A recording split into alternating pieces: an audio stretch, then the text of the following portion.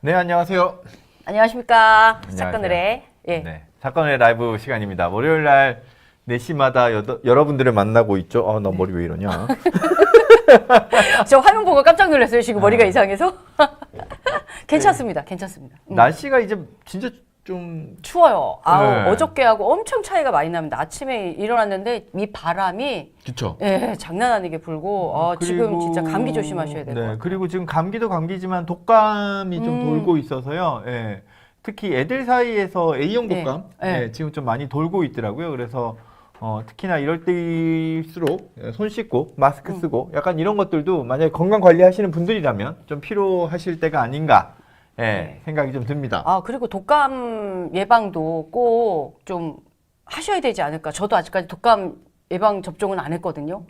빨리 마셔야 돼요. 그거 늦게 그러니까. 맞으면 의미 없어요. 그러니까 빨리 맞아야 될 것 같아요. 빨리 독감 맞아서. 그러니까 뭐 건강하신 분들이라면 독감 예방 접종 안 맞으셔도 상관은 없습니다만 이제 노인에 해당되시거나 혹은 기저질환이 있으시거나 이런 경우 또 의료인들은 또 맞게끔 되어 있어요. 저도 맞기는 맞아야 되는데 아무튼 근데 제 생각에는 50 넘으면 무조건 맞아야 돼요. 그렇죠. 그리고 확실하게 이건 있습니다. 독감 예방 접종을 맞는다고 해서 독감에 안 걸리는 건 아니에요. 걸려요. 걸리긴 걸립니다만 가볍게 지나갑니다. 즉 심하게 안 걸리기 때문에 주사 따끔 한번 하면 심하게 아픈 독감은 피할 수 있다. 근데 우리 날씨로 시작해가지고 독감 얘기까지 하다가 정작 우리가 누군지 소개도 안 하고 지금 여기까지 왔어요. 안녕하세요. 정신과 의사 이광민입니다. 안녕하세요. 전 경찰 박미입니다. 오늘 그래도 많이 들어오셨습니다. 항상 와주시는 항상 와주시는 이경자님. 저희 첫 번째로 인사해 주셨고요. 그리고 사탕 마리님. 오늘 처음 뵙는 것 같은데요? 방송하는 거 아니에요? 딱 시간 딱 맞춰주신 거죠. 근데 오늘 저희 거의 딱 4시 시작했죠, 그죠? 그쵸, 이번에는 맞아요. 딜레이 안 하고 저희들이 네네네. 딱 거의 4시 정각에 여러분들 만나고 있습니다. 김라희님도 안 하나요? 이러고 들어오셨어요. 네. 그리고 친구의 가족 사진님께서도 안녕하세요. 인사해 주셨고요. 신데렐라님 변함없이 들어오셨습니다. 그리고 이경자님께서 이번 라이브는 몰 구독자님들 함께 만나게 돼서 반갑다고 인사해 주셨고요. 그리고 친구의 가족 사진? 이거 라이브 맞습니다. 친구의 가족 사진. 너무 멀어서 사실 잘 정확하게 안 보입니다. 키울까요, 죄송합니다. 제가? 좀 키워볼까요, 화면 좀? 그러니까 살짝 좀 키워야 될 것 같아요. 지금 여기서 조금 너무 멀어. 됐죠? 잘 보입니다. 이제. 친구의 가족 사진님. 라이브 그리고 맞습니다. 라이브 맞습니다. ABCD님 이렇게 하고 계셨습니다. 그리고 상큼님도 들어오셨고요. 그래서 반갑습니다. 중간중간에 여러분들 전화 청경님한테 오늘 주제 관련 있어도 되고요. 관련 없어도 되고요. 궁금한 거 있으면 언제든지 편하게 댓글로 남겨주시면 저희가 중간중간 여러분들 궁금하신 거 답변도 해드리면서 약간 그 사랑방처럼 우리 또 사랑방은 지향하지 않습니까? 그럼요. 사랑방처럼 여러분들과의 그 사건의 라이브 시간 함께 가져보도록 하겠습니다. 이현숙님도 들어오셨고요. 그 다음에 승미리님께서도 오셨고 데스나이트님께서도 반갑습니다. 함께 해주시고 계시고요. 영크리스탈님께서도 안녕하세요 하고 들어오셨습니다. 닉네임들 다들 예쁘세요. 그러니까 나 닉네임 못 읽겠어. 성민이야. 이현승님께서는 오늘 이거 들어오는 시간 지키시려고 휴대폰 안고 계세요. 너무 감사합니다. 정말 감사합니다. 데스나이트님 지각 아닙니다. 지각 아닙니다. 저희 지금 정시에 딱 시작하고 있습니다. 웬일로 저희들이 정시에 시작을 하고 있어요. 그러게 말입니다.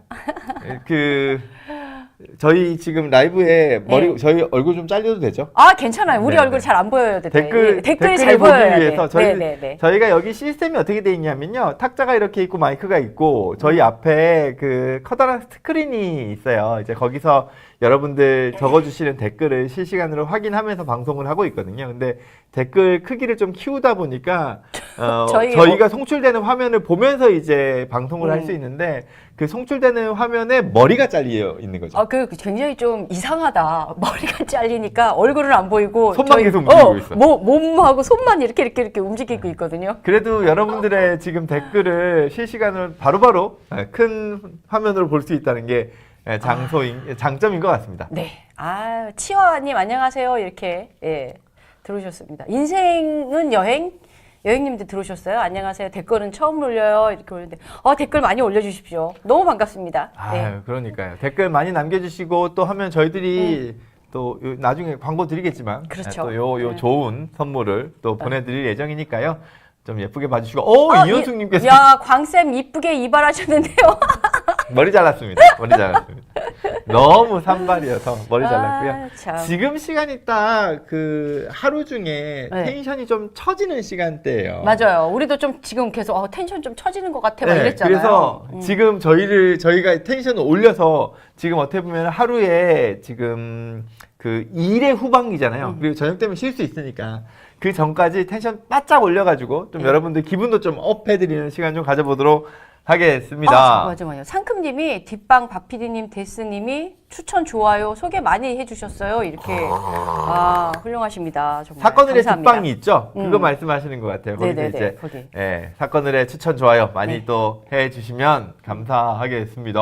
그리고 클레인 블루님께서는 클레인 블루 블루님, 카이님께서는 네. 저의 팬이라고. 감사합니다. 요즘 제가 얼마 전에 제주도에서 학회가 있어가지고요. 네. 이제 비행기 타고 제주도를 갔다 가셨구나. 왔는데 공항에서 이제 저를 알아봐 주시고 같이 사진 찍자고 하시는 분도 계시고 해주셔서 제가 너무 감사했습니다. 전 영광입니다. 이렇게 인기가 많으신 분하고 같이 이렇게 나란히 앉아가지고 제가 오히려 라이브를 하고 제가 오히려 있으니. 천경님과 함께 할 수 있으니까 영광이지요.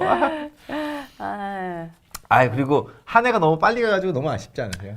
그러니까 정신없이 갔네요. 저 그죠? 이제 12월 31일 날 지난 해에 2024년 12월 31일 날 딱 퇴직하고 지금 벌써 10개월이 지났는데 너무 정말 후딱 지나간 것 같아요. 그죠. 여러분들도 지금 2025년? 네, 지금 11월인데, 10월인데, 올 한 해도 너무 빨리 가는 것 같다고 다들 느끼실 것 같긴 합니다. 그리고, 그래도 올해 하반기부터지만, 저희 또 사건의 라이브와 또 함께 하셨기 때문에, 저희들은 또 항상 또 함께 가는 거 아니겠습니까? 그럼요. 네. 그렇게 오늘 첫 번째 네. 사건부터 시작을 좀 해보도록 하겠습니다. 제목은 이렇습니다. 수도권 오피스텔에서 성매수자 590명 적발, 17명은 공직자. 네. 이건 뭔가요? 요거는 이제 인천경찰청 범죄예방질서계라는 그 부서가 있어요. 네. 여기가 이제 풍속 담당을 하는 거거든요.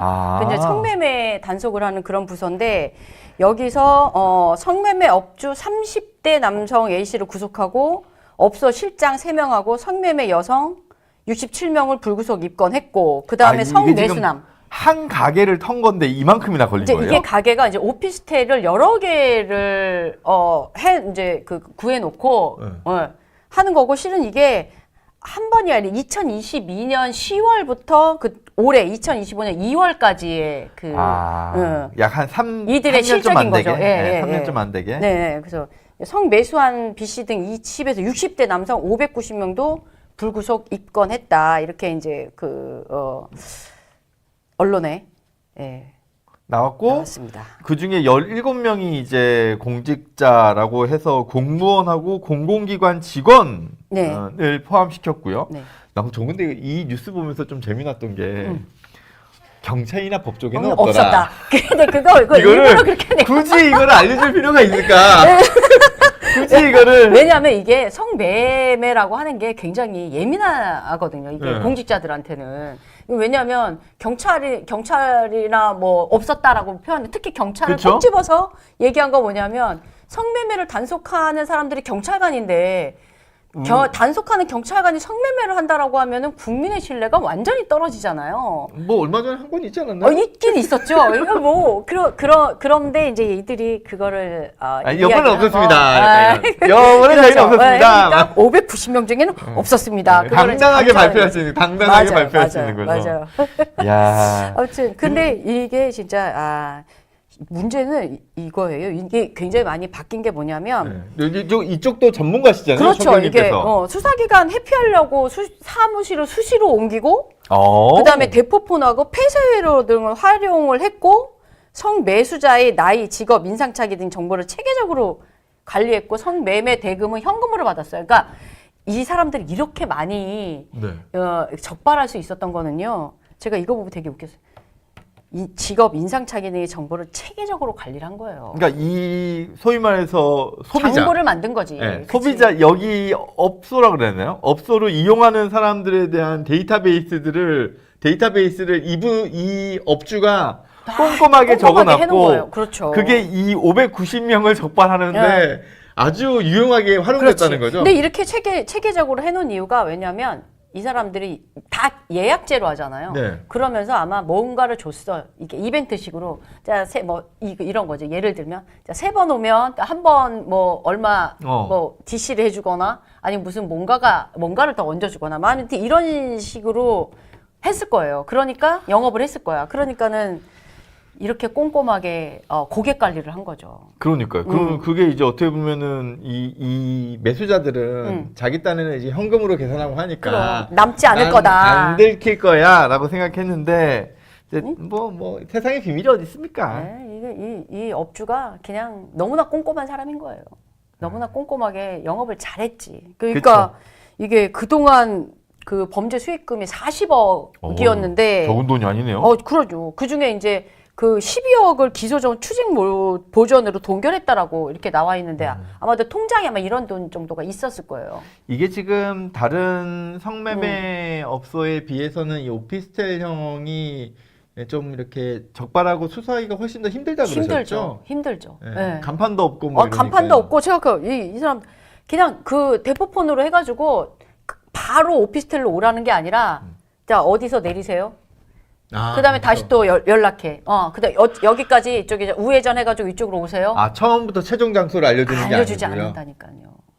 그러면서 그 유인하는 과정 중에서 혹시라도 경찰이 아닐까까지 계속 그럼. 이렇게 확인을 하면서 경찰인 것 같으면 잠적해버리고. 그렇죠. 그건 연락 딱 끊어버린다니까요.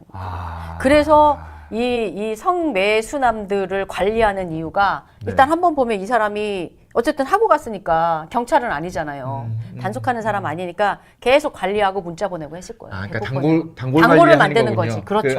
그래야지 이 사람들 안전한 사람이라는 게 입증이 돼 있으니까요. 그럼요. 네. 그렇구나. 네. 그래서 사건을 해서 저희가 녹화본이긴 합니다만 예전에 저랑 총경님이랑 총경님께서 직접 담당하셨던 그 성매매 업소 단속설 네, 성매매. 영상이 있으니까 그것도 한번 궁금하시면 찾아봐 주셔도 좋을 것 같다는 생각을 합니다. 이게 성매수업자? 성매매업자를 적발하고 이 업주들이 영업을 못하게 하는 것도 참 중요하지만 사회적으로 성매매라는 것 자체가 불법이고 또 그 누군가에게 심각한 뭐 상처를 줄 수도 있고, 그렇죠. 이거는 뭐 사회적으로 용납되지 않는다는 거에 대한 거는 그게 또 필요한 거 아닐까요? 그죠? 그게 동시에 같이 필요한 거죠. 그렇죠. 지금 데스나이트 분이 집장촌 사라지고 오피스텔로 숨어든 듯합니다. 이렇게 하셨는데 진짜 이게 한 2005년도 부터 이제 이게 풍선 효과라고 그래서 집결지죠. 집장촌이었든지 집결지라고 표현은 집결지들이 이제 없어지면서 이들이 이제 뭐 마사지 업소, 그다음에 오피스텔 이런 쪽으로 이 영업을 이제 이렇게 확장을 하는 거죠. 암암리에 이제 그쪽으로 쑥 가는 약간 거죠. 그 회색지대 쪽으로 빠지는 거죠, 훨씬 더. 근데 지금은 뭐 마사지 업소나 이런 데도 단속이 워낙 심하니까 하기가 힘들고 보통 보면 오피스텔 아니면 1대1 개인으로 해가지고 이제 그 사이트에 올려서 연락해서 이제 만나서 하는 케이스들도 상당히 많죠. 그렇게 영업을 하면. 근데 제가 아까 전에 말씀드릴 때 이제 어떻게 보면은 이 업주들을 처벌하는 것도 필요하지만 사회적인 인식이 이런 성매매 자체가 불법이고 하지 않아야 한다라는 것도 같이 필요하다고 말씀은 드렸는데 사실 이게 역사적으로 없었던 적이 없어요. 그냥 없죠. 제가 말씀드렸잖아요. 공식적으로 어떤 이런 성매매와 관련된 그런 공창제도, 그러니까 공창까지는 아니지만 어쨌든 그런 것들이 조선 시대에도 이 성매매가 있었으니까. 그때 그 명월이 그 말씀드렸잖아요. 생식기와 관련된 그거 할 때 영상도 있거든요. 총경님께서 하신. 근데 그 명월이도 공창이었나요? 그렇죠. 아까 완벽하게 공창이라는 게 관기. 관기. 관기. 예, 관기였을 가능성이 상당히 많은 거죠. 그러면은 나라에서 관리하는 관리하는 기생. 그렇죠. 근데 이제 야마도 궁중에서 예, 이 관기가 우리가 생각하는 그 성매매를 하는 그런 여성들이 아니라 예인들이에요, 예인들. 아, 예인이라면 연예인 비슷한 연예인 거나 비슷한 뭐. 거죠. 그러면서 이제 옆에서 공연하고 뭐 좀 수발도 들고. 그러니까 식사라든지 술이라든지 이런 건 그 아니고. 예인들은 그런 수발을 들지는 않았어요. 아. 그러니까 그렇게 하는 경우에는 비공식적으로 이제 갔었던. 술은 있어도. 그렇죠. 예, 예, 예. 공식적으로 하죠. 그래서 이게 그 관기, 기생들이 1패, 2패, 3패가 이렇게 나뉘어요. 1패 기생, 2패 기생, 3패 기생. 근데 1패 기생은 예인. 그러니까 우리나라 연예인들처럼 공연하고 뭐 이런 네. 분들. 아, 그거는 전혀 뭐, 예, 예, 뭐 그런 거는 이런 영역이 아니고. 아닌 예, 거죠. 예. 네. 그 이제 2패 기생은 우리가 조선시대 때 왜 그 영화에서 그 드라마나 보면은 왜 커다란 그 기와집에 막 들어가서 창 휘어지게 차려놓고 여자 안 치고 기생 안 쳐가지고 술 먹고 하는 그 사람들이 이제 2패 기생. 거기는 어떤 성매매를 공식적으로 하지는 않았지만 암암리에 했었던 그런데 3패 기생은 3패 기생은 완전히 그냥 성매매하는. 예. 그래서 이제 우리 저기 이렇게 공연하러 다니는 뭐죠? 마당놀이?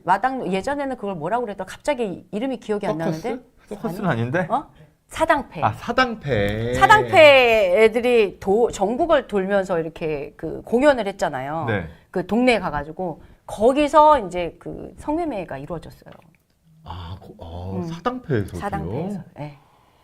아무튼 그렇게 그러니까 뭐 역사는 정말 너무너무나 그런 것도 좀 유구하긴 합니다만. 예, 예. 그쵸. 네, 여기에 대해서는 저도 뭐라고 더 얘기하는 것 자체가 참 조심스럽습니다. 이게 어찌됐건 막아야 하는 건 맞지만 막기 참 어려운 역사적인 배경을 가지고 있는 측면이라. 네. 근데 그래도 이렇게 꾸준하게 적발을 좀 해주는 거는 사람들로 하여금 경각심을 심어주기 때문에 그럼요. 필요하다는 생각은 분명히 드는 것 같습니다. 예, 맞습니다. 자, 네. 아니요, 이게 범죄라고 사람들이 인식을 잘 안 하려고 했었기 때문에. 네, 예. 네. 근데 지금은 이게 이제 그래도 범죄다라고 사람들이 인식을 하잖아요.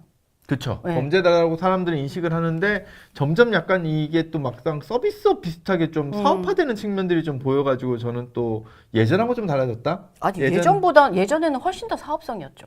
근데 예전에는 뭐라 그럴까, 이 여성분들이 상당 부분 또 한편의 피해자 같은 느낌이 좀 있었잖아요. 그렇죠. 예, 근데 요즘은 좀 그런 부분들이 조금은 좀 달라져서, 예.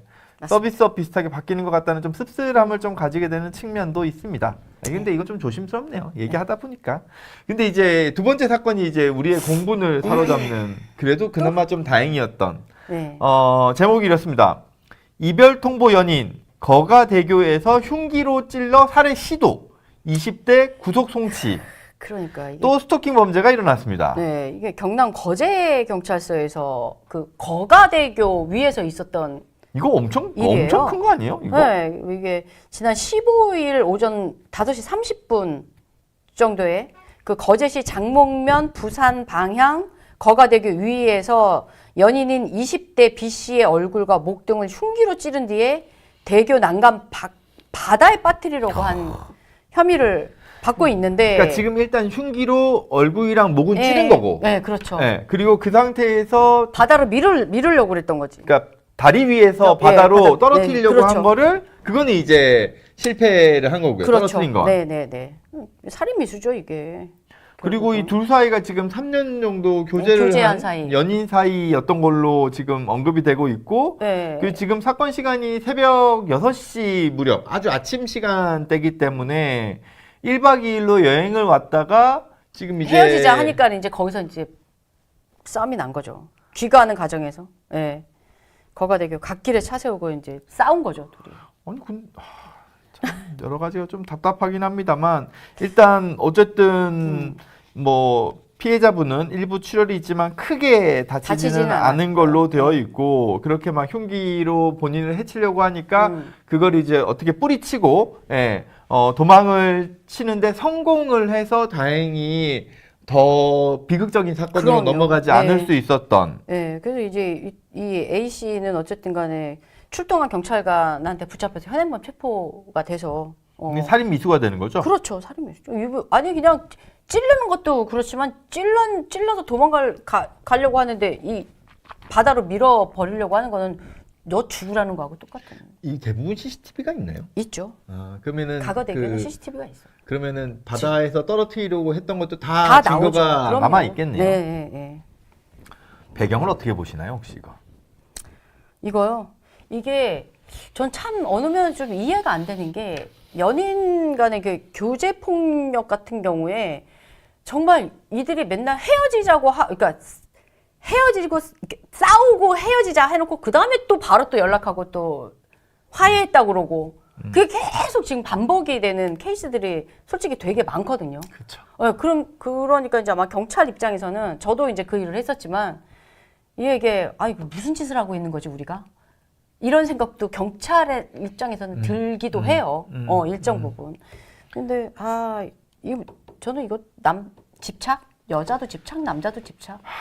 그렇죠. 이게 만약에 이게 그냥 뭐 하루 저녁, 뭐 낮 시간대라든지 저녁 시간대에 있었던 일이라면 헤어지는 거를 그러니까 헤어지는 걸 이제 통보하기 위해서 그래서 얼굴은 보고 헤어지려고 하던 와중에 남자애가 그걸 받아들이지 못하고 폭력적으로 반응을 한다 그러면 이게 이거는 정말 남자가 여자에 대한 집착이 너무 심하고 이건 스토킹 수준이구나가 되는데 이제 가끔 연인분들 중에서 이런 분들이 있으세요. 지금 이거 같은 경우는 지금 1박 2일 밤을 같이 보낸 사이잖아요. 그러니까 여행 간 거죠? 네. 밤을 같이 보낸 상황에서 아침에 지금 이 피해자분이 헤어지자는 이야기를 한 걸로 보여지고 그러면 남자 입장에서는 지금 여행도 같이 와서 좀 전까지도 우리는 연인 관계였는데 갑자기 지금 헤어지자는 거에 대해서 내가 못 받아들이겠다가 되어 버리면서 열받은 이런 거지. 사건으로 넘어가게 된 건데 물론 뭐 여러 가지 정보가 많지는 않기 때문에 제가 좀 조심스럽습니다만 제가 이런 경우에 피해자분들한테 꼭 말씀드리고 싶은 건 이거예요. 내가 처음부터 바로 헤어지자고 이야기하면 상대방이 더 화를 내고 더 충동적으로 나올 수 있고 나를 더 해칠 수도 있으니 내가 이거를 잘 어떻게 달래가면서 일정 부분 연인도 아닌 어느 정도 적절한 수준으로 살금살금 빼면서 이제 헤어져야지라고 생각하셨을 수 있죠. 근데 그거는 불가능해요. 그건 불가능해요. 그게 오히려 상대방에게 더 배신감이나 희망 고문의 형태로 오히려 더 상대방의 분노나 배신감을 자극할 수도 있거든요. 그래서 아니다 싶으면 그냥 깔끔하게 빨리 헤어짐에 대한 거절감에 대한 거를 전달을 해주시는 게 맞다라고 생각은 드는 거죠. 그런데 또 이게 난 이게 아니다 싶어가지고 헤어지자 했는데 이 남자가 너무 막 심하게 그게 남자가 될 수도 있고 여성이 될 수도 있는데 너무 심하게 이거를 받아들이지 않고 막 흥분하거나 아니면은 뭔가를 괴롭히거나 하면은 그게 조금 무서워가지고 알았어 그러면 그래 알았어 하고 또 만나는 거야. 그러니까 계속 이렇게 질질질질 끌려가는 케이스들이 사실은 되게 많거든요. 저는 그게 더 위험하다고 생각을 해요. 그리고 그게 약간 서로 물리면서 둘 다 피폐해져요. 그러다 보면 양쪽 다 정말 이게 끝자락에 다가섰을 때 사고의 판단이 더 극단적으로 치닫는 것 같다는 느낌을 좀 받게 되는 거죠. 우리 굉장히 많이 이야기를 많이 하셨어요. 그렇죠? 네. 그래서 집착도 병이에요. 아일리님께서 맞아요. 언급을 해주시고요. 맞아요. 그리고 데스나이트님께서는 저랑 비슷한 의견을 주신 게 조금이라도 상식선에서 벗어나는 논리나 행동을 하면 그냥 깔끔하게 손절하셔라. 맞아. 그거는 맞아요, 진짜. 근데 손절해야 되는데 이 손절이 너무 어려운 거예요. 그렇죠, 맞아요. 아일린이 집착병이에요. 그래서 요즘은 어쨌든 이 스토킹과 관련해 가지고는 뭐 관련 법률도 있고 해서 내가 이러다가 얘가 더 뭐 날뛰면 어떡하지? 뭐 이런 거를 염려하면서 조심조심하는 게 때로는 상황을 더 악화시킬 수 있다라는 부분들을 조금은 말씀을 드리고 싶었어요. 네, 맞습니다. 그리고 세상에 뭐 이성이 남자든 여자든 뭐 한두 명밖에 없는 것도 아니고 세상에 좋은 남자 많고 세상에 좋은 여자 많습니다. 그러니까 이 남자 이 여자 아니더라도 다른 남자 다른 여자 만나면 돼요. 이 여자 이 남자가 아니면 세상이 끝나는 것 같은 그러니까요. 그런 생각을 갖고 있는데 그렇지 않다. 세상은 넓고 남자 여자는 많다. 예. 세상의 절반이 남자고 세상의 절반이 여자입니다. 자, 세 번째 사건입니다. 이거는 지금 쭉 저희들이 연달아 시리즈로 언급을 하게 되는데 보시죠 한번. 제목이 네. 이렇습니다. 캄보디아 대학생 살해 주범, 과거 대치동 마약 음료 사건의 공범. 그러니까 이거 대치동 마약 음료 사건이 이 2023년도에 이제 4월에 그쵸? 강남 대치동 학원가에 집중력 강화 음료라면서 이제 시음 행사를 열어가지고 미성년자들한테 주고. 13명에게 실실- 음료를 제공하고 실제로 이 안에 마약이 있었죠. 예, 그 필로폰하고 우유하고 섞어가지고 이제 만든 그 마약이었거든요. 그리고 일부 아이들이 그걸 마셨고 막 구토하고 어지럽다 그러고 있는데 갑자기 연락 와서는 그거 마약이니까 너 신고한다. 돈 내놔 뭐 이렇게 네. 된 거죠 이 사람들이. 근데 저도 이 사건 너무 기억을 확실하게 하는데 상당히 그 음료의 네. 포장 수준이 어설펐거든요. 그래서 저거가 감히 대치동이라는 대한민국에서 가장 어떻게 보면은 핫한 곳이죠. 그 학구열이나 이런 애들이. 게 뛰어난 네. 곳에서 저렇게 어설픈 범행을 저지른다고? 약간 이게 좀 의아했는데 그 뒷배경에는 캄보디아가 있었네요. 아니 진짜 캄보디아 비하하는 건 아닙니다. 캄보디아에 있는 범죄인을 비하하는 거지. 네. 캄보디아 나라를 비하하는 건 아닙니다. 진짜 여러 가지 해요. 근데 하긴 뭐 이 피싱만 했겠어요. 이들이 마약까지 다 손을 그러니까요. 댔겠지. 뻔하지. 그러니까 네. 내가 볼 때는 이 보이스피싱이나 또 그 뭐예요? 그 캠으로 하는 또 로맨스 스캠 뭐 이런 거. 로맨스 스캠 뭐 네. 이런 걸로 사기를 치기가 이제 어느 정도 이제 충분히 풀이 확보됐으니까 새로운 시장 개척을 해야 되잖아요. 그래가지고 이 아이들을 마약적으로? 대상으로 집중력 강화 마약 음료로 협박을 해서 돈을 뜯어내야 되겠다라는 새로운 사업 영역을 개척을 하려고 그랬다가 그리고 얘네들이 그렇게 마약을 퍼뜨리려고 했을 거예요. 실질적으로 아이들 때부터요? 그럼요. 이게 이때 이 일이 있고 나서 사실 이제 제가 그 당시에 이제 현직에 있었잖아요. 경찰 그쵸. 현직에 있었을 때 정말 난리도 아니었었어요. 경찰도 너무 이제 긴장을 한 거야. 이게 학원가 이 마약이라는 게 학원가까지. 근데 실질적으로 이 마약을 손대는 학생들이 의외로 있었어요. 아 청소년 예.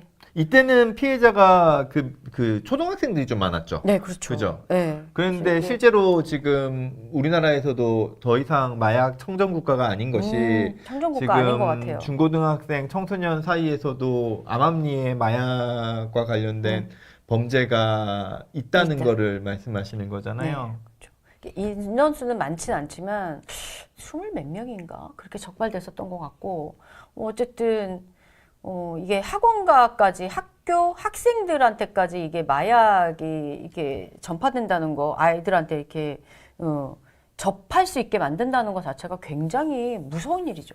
그러니까 과거에는 이제 뭐 어디 뭐 서울이면 무슨 파, 대구면 무슨 파, 부산이면 무슨 파 이렇게 그 조직 폭력배 중심으로 어떤 강력 범죄나 이런 사기라든지 마약이라든지 이런 범죄들이 조직적으로 일어났었더라면 과거에는 지금은 이런 뭐 지금 돌이켜 보니 상당 부분의 뭐 보이스피싱을 포함한 다양한 사기 범죄 그리고 마약과 관련된 부분의 범죄까지도 외국에 거점을 둔 어떻게 보면은 범죄 조직이 뭐 어떻게 보면은 상당히 시스템을 가진 상황에서 우리나라의 이런 범죄들을 일으키고 있었다는 거에 대한 어떤 근거들을 점점 찾아가고 그렇죠. 있지 않나 생각이 맞아요. 드는 거죠. 이게 23년도 이게 강남 대치동 학원가의 이 마약 사건이 이게 정말 캄보디아에서 이렇게 했을 거라는 거 거기서부터 어쨌든 그 주거지가 거기였다는 거를 상상을 하진 못했던 그렇죠. 거죠. 그러면 약도 지금 거기서 왔을 가능성이 상당히 높다는 거고. 거죠. 예. 사실 정신과 의사 입장에서도 과거에는 이제 마약 범죄라 그러면 대부분 조직폭력배였거든요. 예.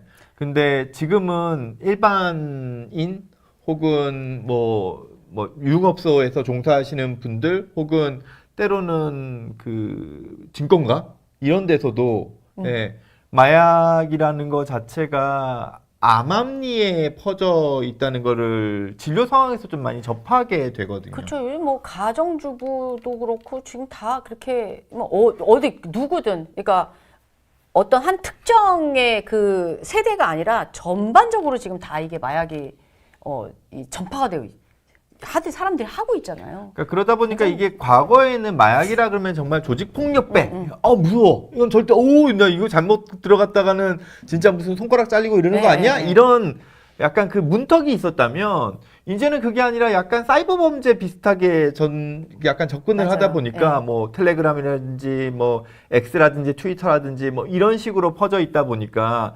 사람들이 거기에 대한 경각심이 좀 떨어져 있고 접근성이 좋아져 버린 측면들이 좀 있는 것 같다라는 생각을 하게 되는 거죠. 그렇죠. 이거 뭐 이렇게 말씀 많이 이렇게 그렇죠. 많이 이 했었죠? 사건 예. 2023년도에 이 집중력 강화한다는 마약 네. 사건 많은 분들이 또 기억을 해주시고 계신 것 같습니다. 예. 그래서 그 친구의 가족 사진님께서는 그때 제 기억으로는 2차 범죄까지 일어났다고 하더라고요. 절도나 이런 것들. 뭐 예. 충분히 가능성 있죠.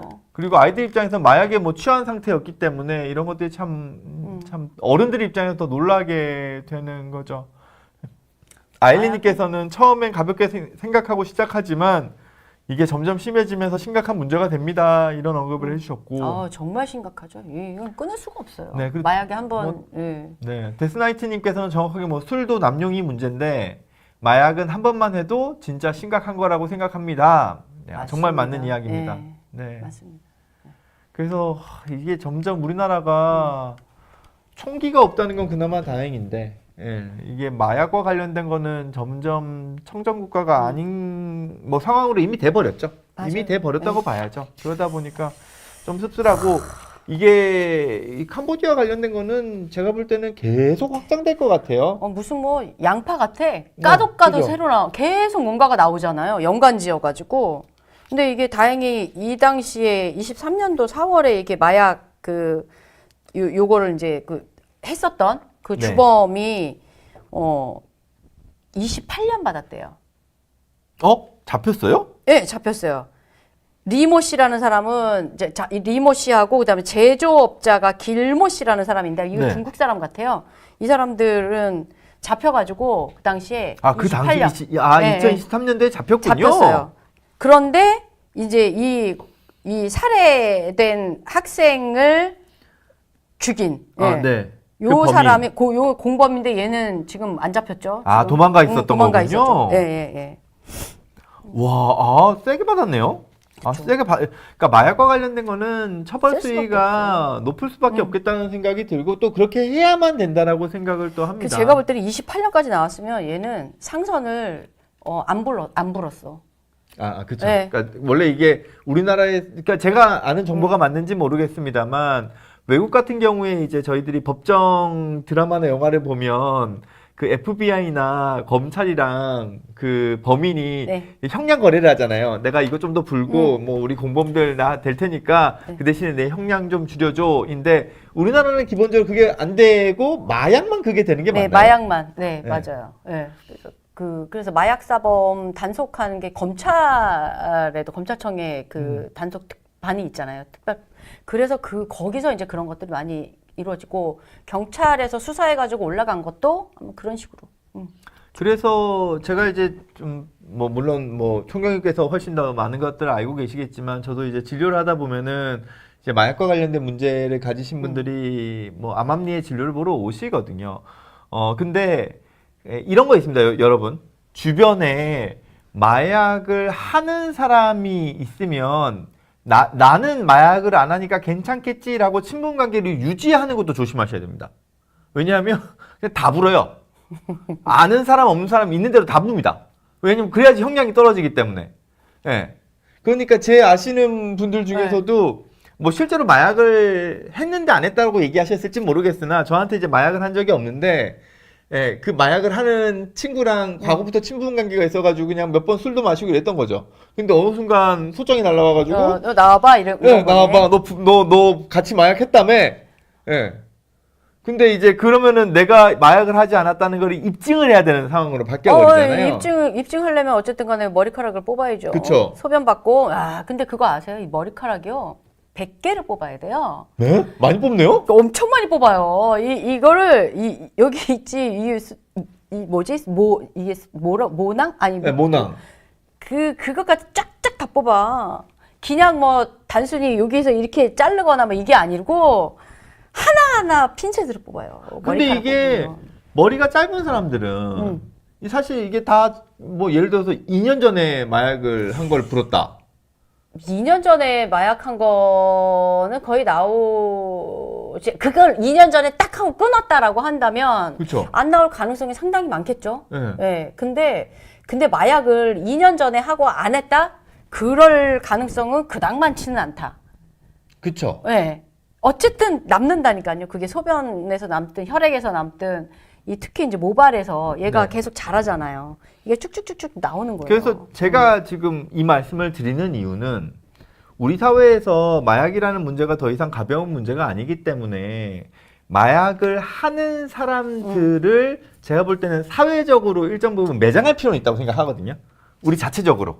그러니까 여러분들 주위에 누군가가 그냥 농담 삼아서라도 혹은 야, 넌 절대로 마약하지 마. 나는 근데 마약하고 있는데 야, 이거 좋기는 한데 넌 절대로 하지 마라고 생각할 때 이야기를 할 때 거기에 대한 경각심을 가지시고 그 사람하고는 연을 끊는 게 맞다는 말씀을 드리고 싶은 거예요. 그 정도면 요새 마약 사범도 되게 많이 그쵸. 검거하거든요. 그리고 스스로 자수도 많이 해요. 자수도 해요. 자수하는 케이스도 많아요. 뭐 끊고 싶어서. 끊고 싶어서. 네, 끊고 싶어서. 그래서 또 외국 나가서 하시는 것도 우리나라는 국제주의가 아닙니다. 국인주의라고 하는 표현한 게 맞나요? 그 사람의 잘못으로 보잖아요. 어디서 했느냐가 중요한 게 아니고. 아니죠, 국제주의죠. 우리 땅에서 해야 되고 속인주의, 네. 속지주의도 다 해당이고요. 그러니까 우리나라 사람이 미국 가가지고 마약을 하고 돌아와도 범죄는 미국에서 저질렀더라도 그건 처벌받죠. 처벌받죠. 네, 그럼요. 그러니까 우리나라는 외국에서 마약하시더라도 처벌받습니다. 예, 그래서 뭐 우리나라에서만 안 하면 되지 이런 마음으로 계셨다가는 큰일 나실 수 있다. 예, 이런 말씀을 좀 드리면서 우리나라의 어떤 마약 문제도 좀 어떻게 좀 잘 대책을 세워야 할 시점이라고 생각합니다. 네. 아이고. 데스나이츠님께서는 모낭 손상되면 머리 다시 안 자라요. 100개 뽑히면 이현숙님 머리숱 없는 사람은 고문일 듯. 맞아요. 그렇죠. 이게 또 채모도 뽑지 않나요? 채모도 뽑든가? 그것까지는 내가 잘 기억이 안 나는데 네. 솔직히 말씀드리면 채모까지는 잘 모르니까 어쨌든 채모는 뭐 굳이 만약에 머리를 다 밀고 왔어. 그러니까요. 다 밀고 왔으면 이제 뽑겠죠? 그것도? 채모라도 눈썹이라도 뽑아야죠. 뭐. 네, 뽑겠죠? 네, 뭐라도 예전에 하나라도. 연예인 한 사람이 그 마약했다고 의심받고 그래가지고 막 온몸에 그 털은 다 밀고 출석했었잖아요. 굉장히 유명한 있어요. 네. 그거 어떻게 그럼 밝혀냈나요? 안 그거? 나왔어. 그럼 안 나와요? 안 나왔어요. 근데 저 이해가 안 되는데 아니 자기가 그럼 결백하게 안 했다 하면은 왜 그걸 다 밀고 그쵸. 오냐는 얘기지. 근데 이제 증거가 없으면 또 안 되는 거죠. 그렇죠. 증거 없으면 안 참 되죠. 짜증나네요, 그것도. 그러면 머리카락이나 채모가 자랄 때까지 다시 기다려주진 않는 거예요? 그때는 안 나오죠. 기다려주. 네. 왜냐면은 그 머리카락이 자라면서 그 케라틴이라고 그러죠. 그 모발 단백질 사이에 마약 성분이 녹아져 있는 거거든요. 그러니까 마약을 안 한 상태에서 자라는 머리에는 그 마약이 끼어들 수가 없으니까 증거로 활용할 수가 없죠. 그리고 이렇게 머리카락을 뽑거나 혈액 채취하거나 하는 거는 이 신체에 대한 체포영장을 받아가지고 하는 거예요. 근데 판사가 일단 체포영장을 이제 그 발부를 해줬는데 다 뽑고 왔어. 할 게 없잖아요. 그러면 우리 이거 자랄 때까지 기다렸다가 하겠습니다. 택도 없죠. 그렇게 해주진 않아요. 그러다 보니까 예를 들어서 마약 사범 여러 명이서 진술만으로 한 사람을 같이 이야기를 해도 우리나라에서는 일정 부분 유죄 취지로 판결이 나는 경우도 생깁니다. 그러니까 마약 사범들하고는 가깝게 지내지 맞아. 마세요. 그냥 애초부터 그냥 손절하시는 게 정답입니다. 아까도 리님께서는 전 외국에서 마약에 대해 교육시키는데 어떤 마약하면 코뼈? 코뼈가 녹아내린다고 하고 어떤 거 하면 뇌기능이 어지된다고 해요. 아, 그쵸. 왜냐면은 마약 진짜. 중에서 일부 약들은 이제 코로 자꾸 흡입하니까. 왜냐면은 코 점막으로 들어가게 되면은 뇌로 좀 더 빨리 간다 그래가지고 코카인 그렇게 같은 넣는 거는 경우도 이렇게 있거든요. 하죠. 예, 그러면 예. 이제 코 안에 점막이나 이런 부분들이 녹아내리는 경우들이 생길 수 있고요. 당연히 뇌에는 안 좋습니다. 네, 맞아요. 그래서 마약은 애초부터 하는 게 하는 게 아니다. 아니에요. 네, 진짜 말씀을 아니야. 좀 드리고 싶습니다. 네. 자, 오늘의 개그 시간입니다. 뭐 맨날 우리만 개그한데 재미있으신가요? 재밌지 않나요? 그래도 이 오늘의 개그 시간. 근데 오늘의 개그 시간에는 저는 이제 옆에서 호응을 할 수밖에 없어요. 그렇죠. 오늘 저는 이제 왜냐면 방청석에서 지켜봐야 되는 이게 건강 기능식품이기 때문에 우리 선생님은 절대 이야기하시면은 안 되는. 근데 다만 사건 의뢰 몰에서 광고하는 제품들은 다 신뢰할 만하다. 네. 이건 할 수 있죠. 이게 88 포르테 전립선 눈 건강 올인원 이게 근데 나 이거 항상 볼 때부터 궁금했어요. 왜 올인원 눈 건강 전립선이 아니고 전립선 눈 건강 올인원일까? 전립선에 초점을 맞췄으니까 이게 더 중요하니까 눈 건강보다. 눈 건강보다 이게 전립선이 더 중요하다니까. 광고 잘하신다. 진짜. 이게 요거 이제 남성분들한테 정말 꼭 필요한 영양제거든요. 이게 한알로 올인원 영양제입니다. 특히나 이제 전립선하고 눈 건강에 되게 좋은 건데, 와 이게 이제 그 사건 의뢰물 인기 상품이 흑염소와 당당 때문에를 만드신 웰스 앤 헬스 사장님이 만든 제품이래요, 이게. 근데 다른 거 다 필요 없고요. 남성 전용 영양제로 식약처로부터 기능 받았다. 이거 우리 남편한테 갖다 줬더니 얘를 얼마나 열심히 잘 챙겨 먹는지 깜놀했잖아요. 이거 다 떨어져서 거의 또 사줘야 돼. 그러니까 뭔가 이렇게 느끼시는 거죠, 본인께서. 그런가 봐요. 각방사니까 요새는 벌떡벌떡 일어나는지 잘 모르겠는데 그런데 저 화장실에 가는 그 횟수가 조금 약간 줄어든 것 같긴 해. 그래서 이게 좋긴 좋은가 봐. 이제 얼른 진짜 열심히 먹어. 예. 그렇죠. 전립선 관리가 좀 중요하기는 하죠. 우리 몸에서 전립선의 역할이 크게 여러 개가 있는 거 아니죠. 단순히 한 개죠. 이제 소위 말해서 그 정액의 상당 부분의 그 내용 물질, 그러니까 정자는 이제 고안에서 만들어지지만 그 액체를 만들어내는 건 이제 전립선에서 상당 부분 만들어내고요. 근데 다만 전립선과 관련된 부분이 남성을 괴롭히는 가장 큰 이유는 나이가 들면서 이 전립선이 조금씩 부어요. 커져요. 또 좀 딱딱해지거든요. 근데 얘네들이 위치한 장소가 어디냐? 그 방광에서 오줌 줄기가 나오는 그 바로 입구에 있어요.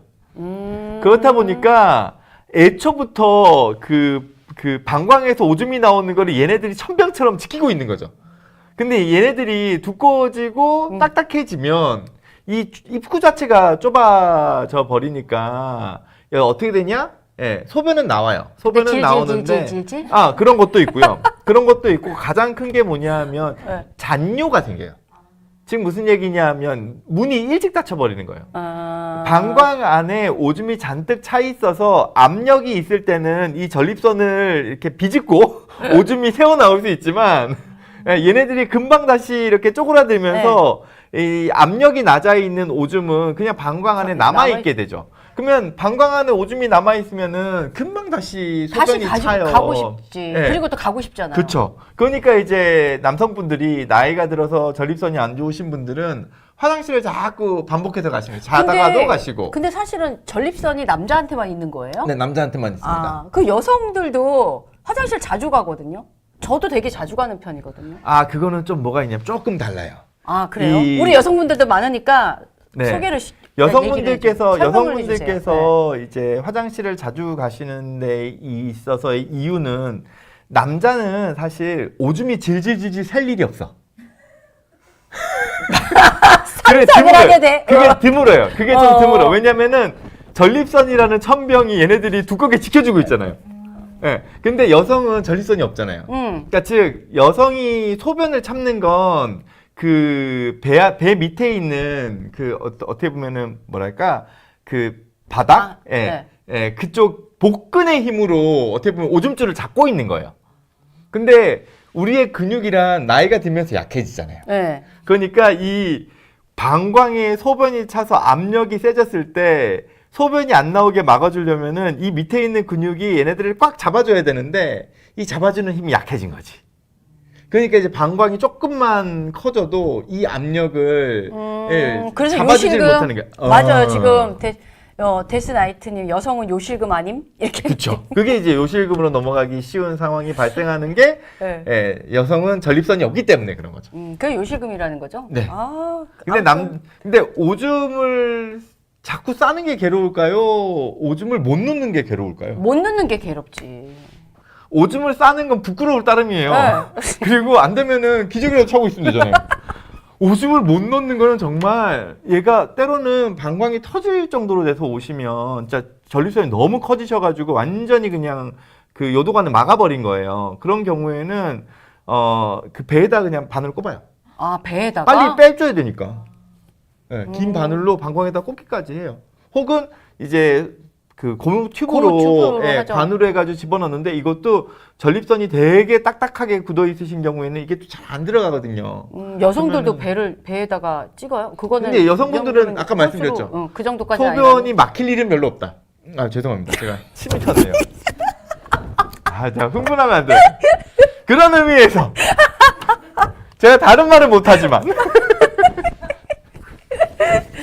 아 갑자기 광고 방송이 건강 방송이 돼버렸네. 아니 왜냐하면 그것도 되게 중요한 정보예요. 실은 어디서 그 얘기를 듣겠어? 가서 병원에 가가지고 선생님한테 내가 전립선이 안 좋아가지고요. 그러면 선생님이 그거를 막 설명을 해주시는데 이렇게 자세히 설명 안 해준다. 솔직히. 그래서 그 여성도 이렇게 비교해서 이렇게 설명을 해주시니까. 그래서 여성분들한테 중요한 게 골반 근육이라 그러잖아요. 복벽 근육이 아니라 골반 근육이라 그래서 그 엉덩이에 똥꼬에 힘주는 운동이죠. 케겔 운동. 그걸 강조하는 이유가 골반에 있는 근육을 강화해서 요실금을 좀 막아주기 때문인 거죠. 어쨌든 나이 들면 들수록 근력 운동을 해야 되는 거는 맞는 것 같아요. 그게 근력 운동이 여러 가지로 관략 그쵸. 운동도 그렇고 뭐 그쵸. 복근도 그렇고 뭐 여러 가지로 아주 필요할 것 같습니다. 아 오늘 중요한 유용한 정보 감사합니다. 네, 88 포르테 전립선 눈 건강 올인원. 근데 정말 이게 효과는 있는 것 같아요. 네. 제가 안 먹어봐서 잘 모르겠지만 우리 남편의 행태를 봐서는 그런 것 같아요. 그래서 오늘 댓글 남겨주시는 분들 세 분을 추첨해서 방송 끝난 다음에 사건을 라이브 게시판과 그리고 사건을 해몰 팝업창에 당첨자 분들에게 선물로 드릴 예정입니다. 아, 저 요새 그거 계속 확인하고 있어요. 세 분 이렇게 당첨된 거. 근데 댓글을 남기고 싶은데 댓글에 방미에 이렇게 나오면은 이거 좀 그런가? 그래서 댓글을 못 남겨. 나 얼마 전에요. 얼마 전에 나 이거 얘기해도 되나? PD님 어머님께서 당첨이 되신 거예요. 근데 PD님이 내가 이거는 참마 양심적으로 우리 엄마한테 못 주겠다 그래서 잘랐대. 나중에 알고 봤더니 엄마인 거예요. 아니 선정을 했는데. 그런 게 어딨어. 그래서 제가 그랬죠. 그럼 아들이 사드려라. 사드리면 되지 않느냐. 자, 그래서 오늘의 개그 시간은 여기서. 새로 오신 분도 계세요. 김영규님, 박영재 화이팅? 뭐지? 박영재님이 누구신지는 잘 모르겠네. 위에 안 봤어. 네. 그래서 여러 가지 건강에 대한 정보도 여러분들께 함께 드리고 있는 사건을의 라이브 시간입니다. 네. 자, 다음 사건으로 넘어갈 텐데 저는 사실 이 사건은 저의 직업적인 특성 때문에 좀 마음이 많이 아팠던 사건이기도 하고 또 조금 하고 싶은 이야기도 많습니다. 그래요. 자, 제목 이렇습니다.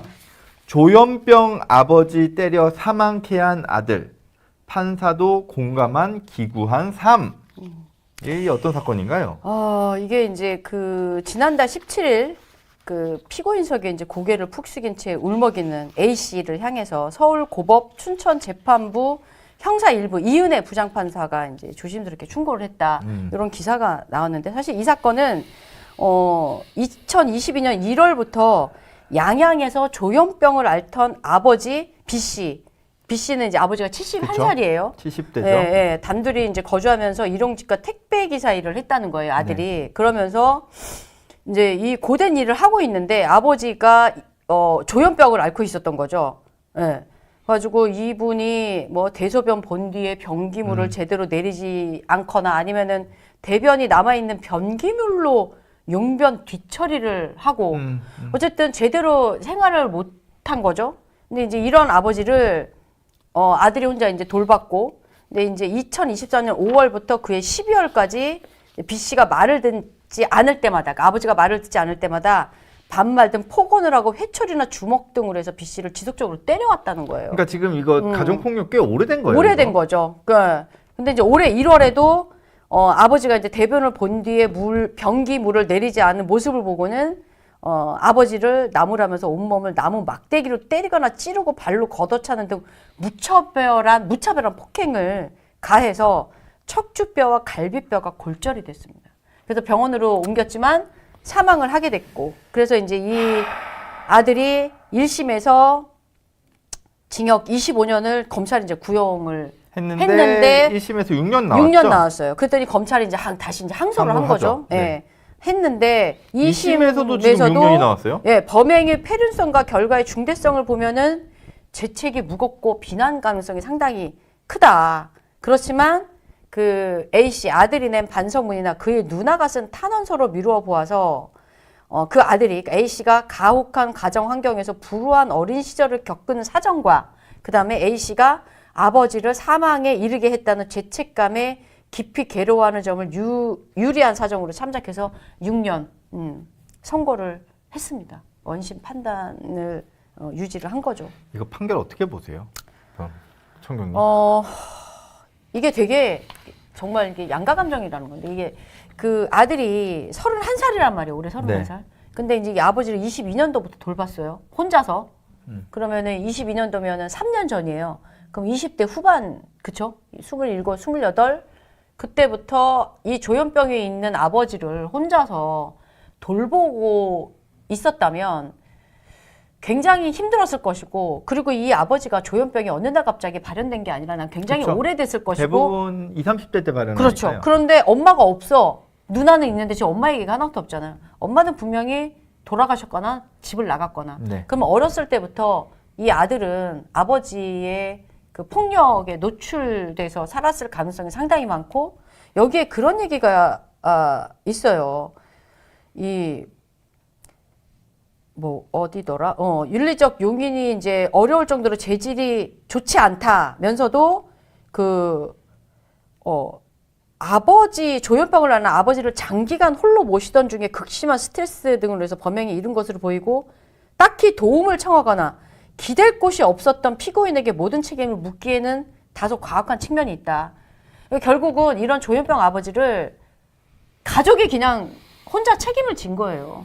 그래서 저는 이게 이런 사건이 이번 한 번으로는 끝나진 않을 것 같다. 이런 가정들이 의외로 굉장히 많고, 그러면 언제 어디서든 이런 사건이 일어날 수밖에 없는 상황들이고, 그렇다라고 한다면 우리가 항상 하는 얘기가 이런 사람을 꼭 가족이 다 돌보고 책임져야 한다가 아니라 사회가, 국가가 좀 책임을 지고 이들을 좀 돌봐야 되지 않을까. 이런 어떤 모든 그 보살핌을 가족에게 맡기는 것은 아니지 않을까라는 생각이 들어요. 저는 일단 먼저 생각한 건 이거예요. 만약에 반대 상황이라면 아들이 조현병 아버지를 반복적으로 가정폭력으로 막 때리고 이렇게 했어요. 뭐 할 때마다. 그래서 아버지가 조현병 상태니까 뭐 아들이 막 때릴 때 어떻게 하지 못하고 참고 맞고 있다가 어느 순간 나 이러다간 도저히 못 참겠다면서 뭐 밤에 뭐 예를 들어서 아들이 자고 있을 때 가서 죽였다고 쳐봐요. 아들이 살아있을 때도 그렇게 죽일 수도 있어요. 그런 사건이 있어요.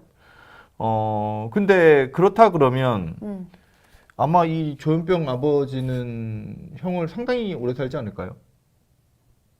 그럴까요? 뭐 사안에 따라서 또 좀 달라질 수도 있지만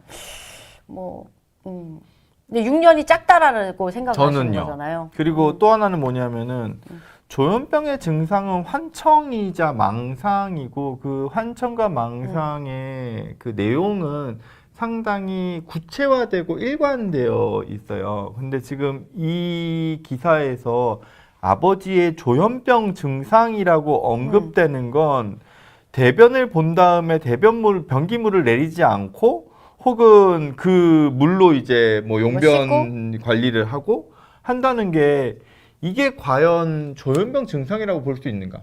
오히려 이 증상은 치매 증상에 증상이죠. 가깝거든요. 네. 치매 증상에 가깝거든요.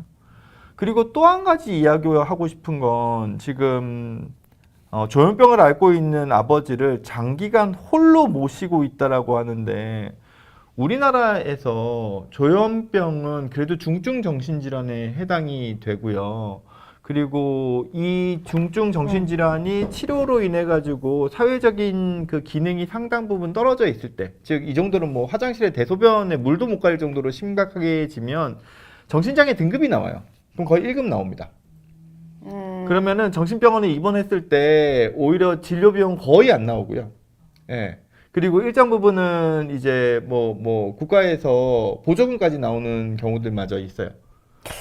그래서 이런 경우에 지금 20대 아들이 아버지를 돌보는 것보다 이 아버지는 그냥 그 장기적으로 있을 수 있는 우리가 만성병원이라고 표현하는데 만성정신병원에서 지내시는 게 훨씬 더 안전한 안전하다? 환경이었을 가능성도 크고 그리고 가족 차원에서 그렇게 비용이 많이 안 들어갈 가능성마저 있어요. 근데 아마 이런 부분들을 사실은 이 아들이 혼자 살면서, 그러니까 이 혼자 돌보면서 이런 정보나 이런 게 전혀 없었을 수도 있어요. 그리고 또 한 가지는 여기에 그냥 조현병이라고 사실은 표현을 했지만 또 그 이상의 것이 무언가, 그 아까 얘기한 치매나 이런 여러 가지의 것들이 겹쳐지지 않았을까와 그 다음에 예전부터 얘가 당해왔었던 그러한 여러 가지의 정황들을 다 그러니까. 판단을 해서 나는 6년이 나왔다고 생각을 하거든요. 그래서 만약 이게 6년이라는 이제 물론 모든 내용이 다 있지 않기 때문에 제가 뭐 함부로 드릴 말씀은 아닙니다만 그래도 좀 추정컨대 예, 아마 이 아들이 어린 시절 아들이 어린 시절 아버지로부터 심한 학대를 당했을 가능성? 계속 당했을 거야. 그 당했을 가능성이 배경이 된다면 이런 재판이 나올 수도 있다고 생각은 하는데요. 근데 다만 여기서 이야기하고 싶은 건 이거예요. 지금 이 아들이 10대라면 이해해요. 10대라면 이런 상황이 됐을 때 아버지가 이만큼 너를 괴롭히고 너를 학대했으니 너가 조현병 아버지지만 너가 살기 위해서 그랬을 수 있겠구나라는 걸 이해해 줄 수 있을 것 같아요. 근데 지금 아들의 나이가 30대예요. 그렇다는 얘기는 본인이 그 정도로 괴로울 것 같으면 오히려 아버지를 떠나가지고 혼자 지내고 아버지는 일정 부분 사회의 보호에 맡기는 게 훨씬 더 이 아들이나 아버지에게 더 나은 상황이었을 근데 수 있거든요. 그런 생각 자체를 내 생각에는 나이가 30이지만 이 사람은 아마 심리적인 정신 연령은 난 10대에 머물러 있지 않았을 거라는 생각이 들어요. 그리고 이게 생각보다 있잖아. 굉장히 논리적이지 않은 사람들이 많아요.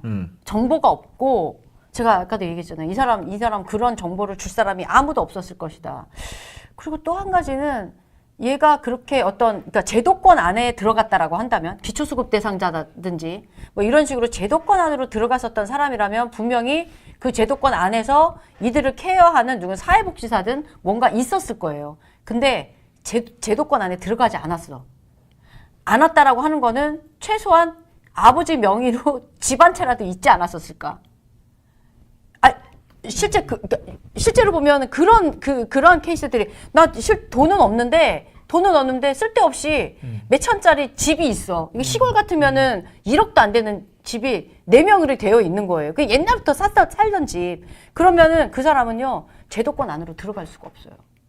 아들에게 재산이 있다면 아니 아버지한테 재산이 있다면 아버지에게 아버지 재산이 명의로 있다면. 있었겠지. 예. 그러면 이 아버지나 이 가정 자체가 그 제도권 안으로 못 들어간다니까.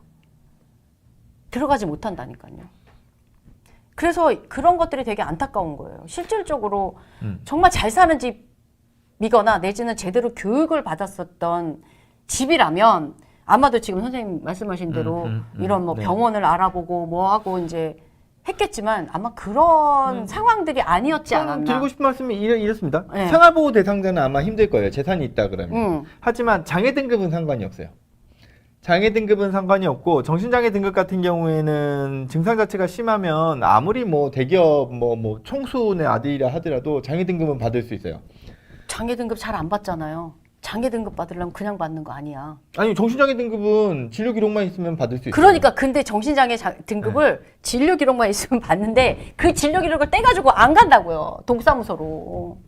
그게 문제인 거예요. 지금 그러니까 정상적인 우리는 이렇게 떼고 뭐하고 하면 이렇게 딱딱딱 그렇게 할 수 있잖아. 그런데 그런 정보를 제대로 접하지 못하고 누군가가 알려주지 않으면 그런 것 자체를 이게 이 사람이 아버지가 조현병 있고 뭐 정신적으로 문제가 있어. 그러면 이거를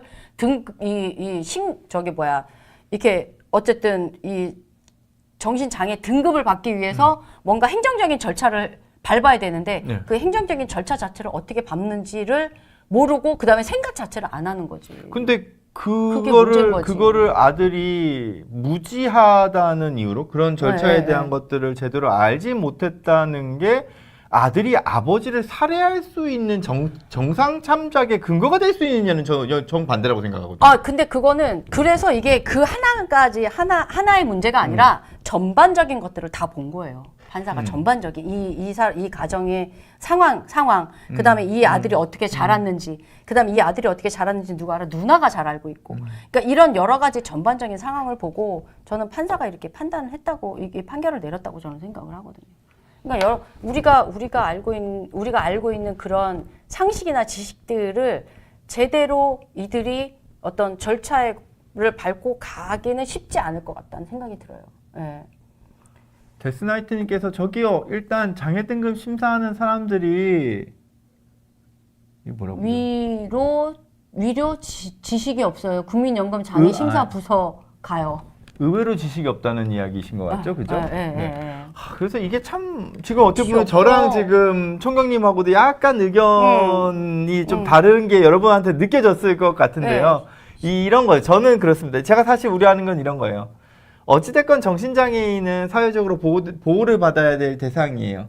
그리고 적어도 이 안에서는 정신장애인이 가족에 의해서 학대의 피해가 있었던 걸로 보여지고 그 맞아요. 학대의 피해 과정에서 사망한 걸로 보여요. 근데 그 정신장애인의 이 학대 상황임에도 불구하고 그거를 학대하고 살해한 자식에게 오히려 뭐 살인죄에 대한 걸 상당 부분 정상 참작을 해줘서 보통 같으면 적어도 10몇 년이 나와야 되는 형량이 6년으로 줄었다는 것 자체가 우려가 된다는 거죠. 뭐 충분히 맞아 이해돼요. 그래서 그 부분에 대한 거를 좀 말씀을 드리고 싶었고, 물론 이 기사 내용에는 이제 이 아들이 어떤 환경에서 컸는지, 그리고 이 아버지가 얼마만큼 아들에게 힘겨운 존재였는지에 대한 언급은 없었기 때문에 뭐 물론 정보가 좀 부족하긴 합니다만 그럼에도 불구하고 저는 객관적인 팩트만 보더라도 이거를 지금 6년을 줬다? 조금 저는 과하다고 보는 거죠. 어쨌든 뭐 반성하고 뭐 그러니까 이렇게 했다라고 하는데 글쎄요, 저는 모르겠어요. 그러니까 이런 가정들을 이제 너무 많이 보다 보니까 이게 일정 부분 좀 이해가 되기도 하고, 사람을 죽이는 건, 그러니까 아버지를 죽이든 아들을 죽이든 절대 그러면 안 되는데 안 되지만 그래도 왜 심정적으로 이해가 가는, 감정적으로 이해가 가는 그런 부분도 솔직히 조금은 있어요. 그 간병하는 거에 대한 힘듦을 말씀하시는 거죠. 네. 알겠습니다. 이게 참 이건 아마 뭐 검사가 제가 볼 때는 또 항소를 할 가능성이 클 것 같고, 대법원 가서 판결이 또 나오게 되면 그렇죠. 또 여러분들한테 또 다시 말씀을 드릴 기회가 있을 것 같습니다. 네. 자, 다음 제목입니다. 너무 웃겨. 이거 좀 웃기죠. 제복 입은 경찰관과 영상통화. 그런데 이것도 보이스피싱이었다니. 그러니까요. 예. 이게 22일 날 이제 울산 북부 경찰서에 따르면은 지난 15일 울산 중구에 사는 70대 여성 A씨는 은행원을 사칭한 전화로 고객님 통장에서 돈이 인출되려는데 실행해 줘도 되느냐 안내를 받았다는 거예요. 아, 이거 보면 다 꼼꼼해요. 지금 나오는 인물들을 꼼꼼히 기억하셔야 됩니다. 네, 네. 일단 은행원 나왔어요. 은행원 나왔어요. 그러니까 A 씨가 이거 피해자죠. 네. 인출을 허락한 적이 없다. 안 된다고 답하니까 그 사칭범은 돈이 빠져나가지 않아서 다행이다. 안심시켰겠지. 자, 유사 피해를 막고 범인을 잡아야 하니까 경찰관과 연결하겠다. 자, 그럼 경찰관이 나옵니다. 경찰관 이제 3명이 나와. 곧바로 걸려온 영상통화에 경찰 제복을 입은 3명이 책상에 앉아있고 뒤편에는 실제 그 경찰서 사무실처럼 태극기가 걸려 있었다는 거예요. 태극기 잘 안 보이는데 실제. 그렇죠. 약간 이렇게 무슨 브리핑 할 때 아니면 태극기 잘 잘 안 없죠. 보이는데 그래서 가짜 경찰관은 피해는 막았지만 휴대전화에 악성 앱이 깔려 있을 수도 있다면서 악성 앱을 제거하는 앱을 설치하라고 설득했대요. 그래서 A 씨는 지시에 따라서 앱을 설치했고 이는 이제 원격 제어 앱이었다는 거죠. 네네네. 그리고는 하는 얘기가 금융감독원이나 검사가 확인차 전화할 수 있다 예고했고 금융감독원이나 검찰도 검찰도 나왔습니다. 나왔어. 10여 분 뒤에 정말 금융감독원, 금감원 직원을 사칭한 전화가 또 이어진 거예요. 그러면서 하는 얘기가 무죄를 입증하려면 금융자산을 골드바로 바꿔서 조사받아야 한다. 이건 또 뭔 얘기인가요? 몰라. 미친 거야. 왜 여기서 갑자기 골드바가 나오는 거죠? 그래서 A씨가 1억 원이 든 그 적금을 해지하러 은행을 찾아갔더니 은행에서 은행원이 이상한 거야. 그렇죠. 골드바를 왜 갑자기? 그리고 그래서 이제 은행원이 경찰에 신고하면서 이제 범행은 미수에 그친 거죠. 미수에 그친 거죠. 실제적으로 피해를 입지는 않았어. 야, 저 보면서 정말 너무- 꼼꼼하고 치밀하고 정말 노력이 가상하다. 근데 이제 여러분들 우리 이제 구독자분 정말 잘 아셔야 되는 게 진짜 경찰은요 영통을 하지 않습니다. 그렇죠. 절대 영통하지 않는다. 그 다음에 앱 깔라고 안 한다. 왜? 아니 휴대폰에 우리도 앱을 안 깔고 있는데 그 앱을 어떻게 깔으라는 거야? 앱도 깔라고 안 해. 그리고 절대 먼저 전화해가지고 이렇게 자세히 알려주지는 않는다. 그러니까 돈을 네. 옮기라는 얘기도 하지 하지 않고요. 예, 돈을 인출해 놓으라는 얘기도 하지 않습니다. 네, 그럼요. 심지어 여기서는 골드바를 잡으라고 얘기하는데 그리고 골드바 어떻게 가져가려고 그랬던 거예요? 골드바를 이제 바꾸면 그거를 이제 사람을 보내가지고 이렇게 가로채려고 했던 거지. 그 다음에 이제 수순이 이제 있는 거죠. 근데 이런 그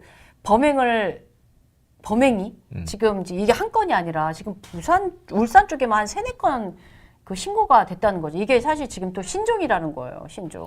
근데 이게 젊은 사람들이 주 대상이 아니라 어쨌든 어르신들이 주 그러니까. 대상이잖아요. 그러다 보니까 어르신들 입장에서는 은행에서 전화가 왔어?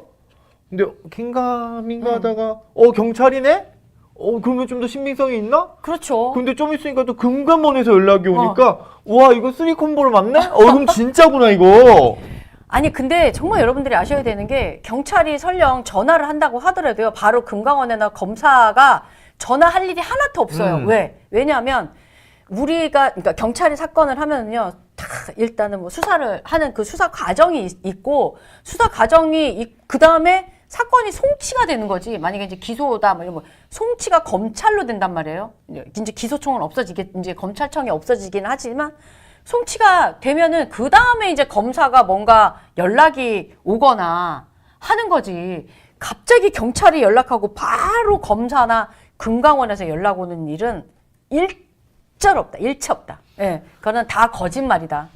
보이스피싱이다 생각하시면 됩니다. 그래서 예. 제가 여러 가지를 좀 생각을 해봐요. 물론 이제 가끔 젊은 친구들 중에서도 이제 이제 뭔가에 홀려가지고 이렇게 보이스피싱 사기를 당하시는 분들도 있지만 어쨌든 가장 많이 당하시는 분들은 이제 어르신들이란 그렇죠. 말이죠.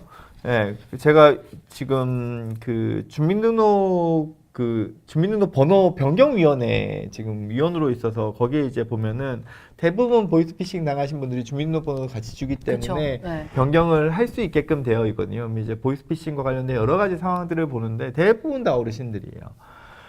근데 왜 우리나라에서 유독 이 보이스피싱과 관련된 부분에서 어르신들이 이렇게 자꾸 피해가 될까? 그리고 이런 거 어떻게 하면 막을 수 있을까를 생각을 할 때 물론 이런 은행에서 좀 잡아주고 좀 여러 가지로 질문 같은 거 혹시 이런 거 아닙니까라는 그렇죠. 걸 확인해가지고는 하는 장치도 참 중요하지만 제가 느끼는 거는 자녀들인 것 같아요. 부모님들이 어르신들이 뭔가 이렇게 딱 무슨 사건이 딱 생겼을 때 알겠습니다. 이제 내가 잘 이런 거 잘 모를 수 있으니까 우리 아들 통해서 할 수 있게끔 하세요라는 게 쉽게 나올 수 있도록 우리 부모님들에게 교육을 좀 시켜야겠다.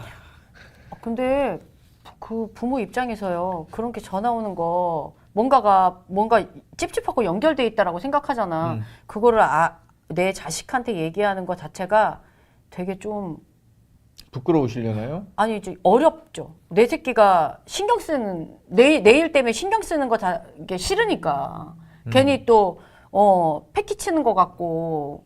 근데 그런 보이스피싱 생각이- 당하는 것보다 훨 낫지 않을까요? 당신은 선생님은 자식 입장이니까 그렇지.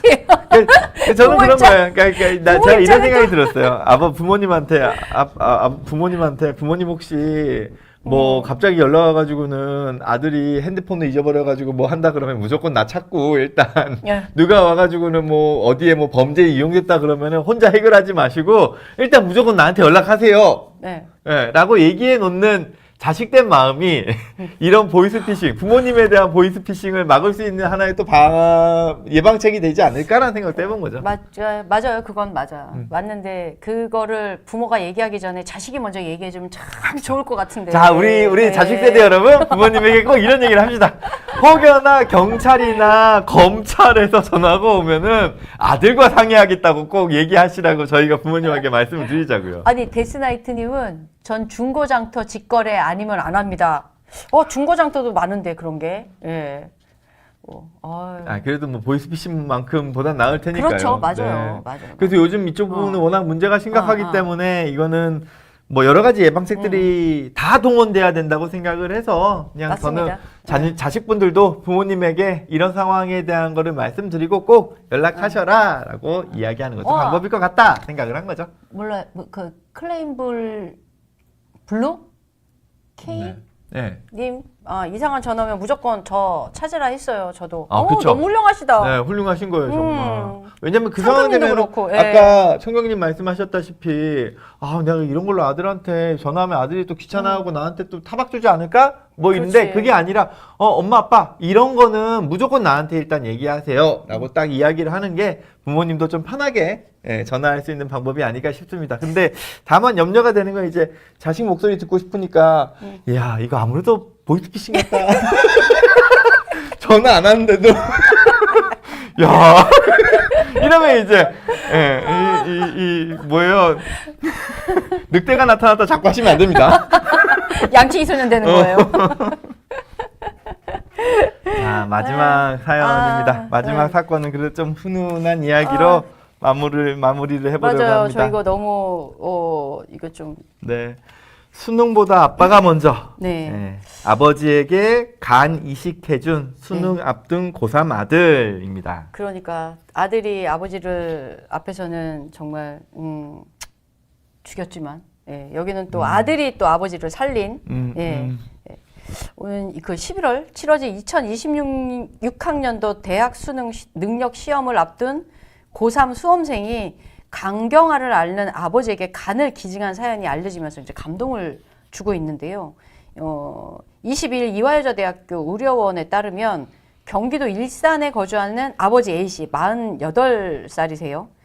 지난해 11월 강경화 진단을 받은 뒤에 전기치료를 받아왔는데 시간이 흐를수록 병세가 악화돼서 간성 혼수와 복수가 발생했고 결국 간이식이 이제 불가피한 상황에 놓여 있는데 공여자로 나선 이가 17세 아들 B군이라는 거예요. 근데 이제 사회복지사를 꿈꾸는 B군은 그 수능을 불과 4개월 앞둔 시점이었지만 아버지의 건강 회복을 위해서 자발적으로 간 기능을 결정했고 지난 7월 28일 날 장기 이식센터에서 간 이식 수술을 받았고 현재는 건강을 회복했답니다. 참 너무 훈훈하죠. 뭐 어떻게 보면 조금 뉴스가 늦게 나온 셈이기는 합니다. 왜냐면은 수술을 한 거는 이제 7월 네, 말에 그렇죠. 수술을 했고 이제 아마 이제 아무래도 뉴스를 미리 내보내기에는 음. 이 수술 결과나 이런 것들이 좀 다 나온 다음에 뉴스가 나와야 되기 때문에 네. 이제 충분히 회복을 해서 아들도 마찬가지고 그렇죠. 아버지도 마찬가지고 충분히 회복을 해서 지금 기사가 난 걸로 보이고요. 그래도 어찌됐건 이제 중간에 공부할 시간을 좀 뺏기긴 했지만 그래도 이번 수능은 이 볼수 아들이 있대요? 예, 네. 볼 수 있고 칠 예정이라고 하거든요. 아, 이런 생각을 좀 해봅니다. 우리나라의 입시가 좀 너무 뭐랄까요? 너무 일편일률적으로 진행되는 경향은 있지만 이런 사연이 있는 경우에 이게 또 입증이 된다면 이런 경우에는 각 대학에서 이렇게 훌륭한 사회복지사가 어디 있습니까? 세상에. 그럼요. 사회복지계에서는 거의 인재 중에 인재이기 때문에 이런 친구는 그래도 뭔가 조금 특례 입학 형식으로 예, 좋은 대학에서 좀 입시에 입학에 도움을 주는 것도 나라를 위해서나 사회를 위해서나 그럼요. 또 대학을 위해서나 이 그리고 얼마나 개인을 또 위해서도 참 좋지 않을까. 뿌듯하겠어. 네, 그렇죠. 그리고 동시에 그냥 이거는 조금 다른 예입니다만 물론 지금 이 간 이식을 해준 케이스는 제가 볼 때는 아마 B형 간염이나 C형 간염이 가능성이 클 것 같기는 해요. 네, 알코올은 아니겠죠. 알코올은 아니었으면 그건 합니다. 아닌 네. 것 같아. 그래서 네. 제가 가끔 이런 경우에 근데 좀 최악의 사례를 보는 것이 알코올 중독으로 간을 지가 망가뜨리고 자식에게 자식한테 간 달라고? 간을 받은 다음에 그 간을 또 또 망가뜨리고 그런 경우는 정말 드물죠? 있어요? 많아? 해요. 미쳤구나. 정말. 진짜? 정말 그냥 애비도 아니네. 애비를 떠나가지고 진짜 자식을 잡아먹는 애비인 거죠. 그러니까. 와. 드물지 않아요. 그래서 물론 그런 경우도 있지만 이런 경우는 사실 그런 경우는 아니기 때문에 예. 아버님도 이제 아들에게 받은 간 건강하게 잘 지키셔서 예. 그러니까요. 본인 건강 앞으로도 잘 챙겨 가시면서 아들이 좋은 사회복지사로서 사회에서 역할하는 걸 끝까지 지켜봐 주셨으면 그럼요. 좋겠고. 잘 자라고 또 결혼해서 또 네. 손주도 보고 예, 정말 그렇게 오래오래 행복하게 건강하게 살았으면 좋겠네요. 그리고 이 아버님. 이 기사를 보신 주요 대학 안에서는 이 인재를 어떻게 이번 입시에서 뽑아낼 수 있을지에 대한 약간 이런 걸 좀 잘 완비하셔서 이 친구가 수능도 잘 치지만 대학 입시까지 잘 마무리할 수 있는 또 그런 뉴스가 또 이어졌으면 하는 바람입니다. 네. 아유 마지막에 훈훈하다. 그러니까 제가 또 훈훈해서 또 요거를 또 추천을 했죠. 네. 총무님 추천이에요? 네. 역시. 맨날 죽이고 싸우고 막 이런 거. 그렇네요. 뭐 너희 너무 그렇지만, 따뜻하네요. 네, 이 따뜻한 것도 또 우리 같이 공유하는 것도 너무 좋을 것 같아서요. 여러분들도 아마 이 얘기 듣고 난 다음에 우리 자식은 나한테 간을 언제쯤 줄 수 있을까? 내 간은 내가 지키겠어. 그게 중요해요. 그게 중요하죠. 내 전립선은 내가 지킨다. 이거 홍보 아닙니다. 그래서 날씨가 좀 싸늘해졌지만 특히 지금은 건강관리가 중요한 시점인 것 같습니다. 그리고 참 오늘 많이 들어와 주셨어요. 너무너무 감사합니다. 네. 그래서 사건들의 라이브 시간을 통해서 여러분들 계속 뵙고 있는데 또 이게 사랑방이잖아요. 사랑방이기 때문에 여러분들 사이에서 이런저런 이야기도 함께 나누시고 또 저희랑도 또 함께 이야기 나누시면서 이 어떻게 보면 좀 험악한 세상 또 저희가 좀 때로는 마음에 분노를 일으키는 뉴스 좀 안타까운 뉴스 알려드리고 있지만 저희들은 그래도 좀 따뜻한 기운들을 나누면서 살아가면 좋겠습니다. 데스나이트님 일주일에 3번 바꾸시죠. 우와. 저희도 여러분들 매일 만나고 싶습니다. 그러니까 나 광고 시간이 너무 즐거워서 그래.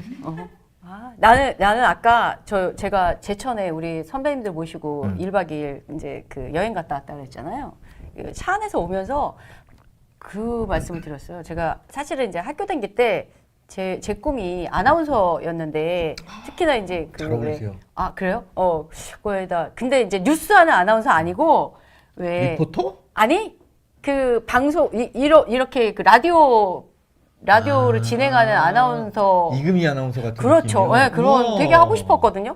하고 싶었는데 지금에서 이렇게 이 결이 이렇게 비슷하게 퇴직하고 내가 꿈을 이루었구나. 이루시고 계시는 너무 그래서 감사하죠. 하고 있습니다. 지금. 그래서 저도 총경님하고 이렇게 같이 시간 나누면서 이런저런 이야기를 나누는 시간, 그리고 여러분들하고 나누는 시간이 저한테도 좀 많은 배움이 됩니다. 네. 그리고 앞으로도 여러분들하고 함께 하면서 또 좋은 시간 계속 이어갔으면 하는 바람으로, 오늘 또 이제 마무리를 해야 되겠죠? 몸 네. 건강 관리 잘 하시고, 또 이제 어떻게 보면은 11월에 이제 마무리인데, 11월 마무리 잘 하시기를 바라고, 또 하나가 요번에 할로윈이 있습니다. 할로윈 뭐 물론 저희 구독자분들 다 젊은 분들만 있으시고 젊게 사시는 분들이 있으시기 때문에 너무 할로윈 무리하지 마시고 할로윈 기간 안전하게 보내시길 저 바라겠습니다. 이태원 가서 저 이게 지키고 있어야 되겠습니다. 또 총경님 그 제복 입고 딱 서 계시면은 할로윈 복장으로 사람들이 오해합니다. 네. 네, 긴 시간 함께 해주셔서 감사드리고요. 저희는 다음 주 월요일 날 오후 4시에 다시 찾아오도록 하겠습니다. 네. 감사합니다. 안녕. 네.